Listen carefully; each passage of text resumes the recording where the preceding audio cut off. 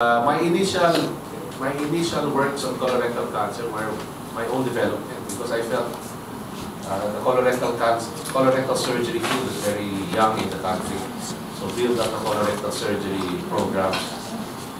And then teaching, so I used to teach it. But then I realized, even if you teach in the government, the private, where my relatives and my friends go to, also need this kind of program.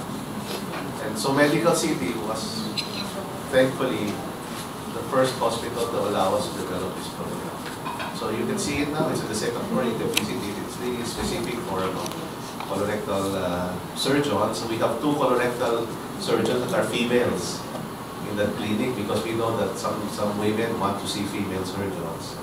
We coordinate with all the other specialties. That's a special place for us.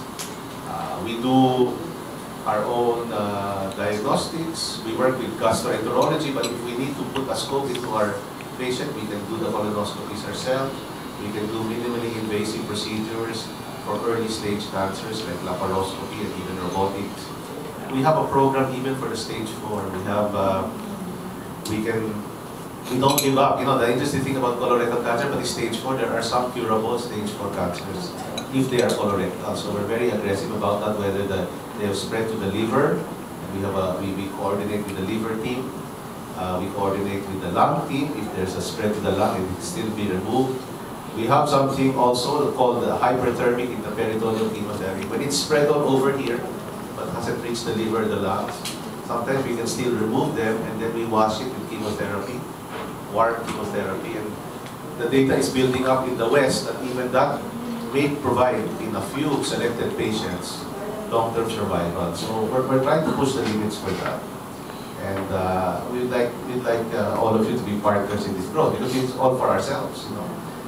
This morning we had our usual cancer meeting, and some of the patients we were discussing were, one was a doctor, one was a relative of a doctor. And so I brought up the issue, when we make these cancer programs, we need to make our programs and our teams good enough so that whoever comes, lalo na if it's our loved ones, we have the programs ready. That they don't have to think, who's the best surgeon that I could go to? It's, what's the best program I can go to? So if you look at Robbie's presentation, in one of them there's a research registry that the patients are entered, because it's so important for a cancer program and a cancer practitioner to know what their data is. How many of our patients are still alive after 5 years? What are we doing right? What are we doing not so good that we have to improve? That is so important.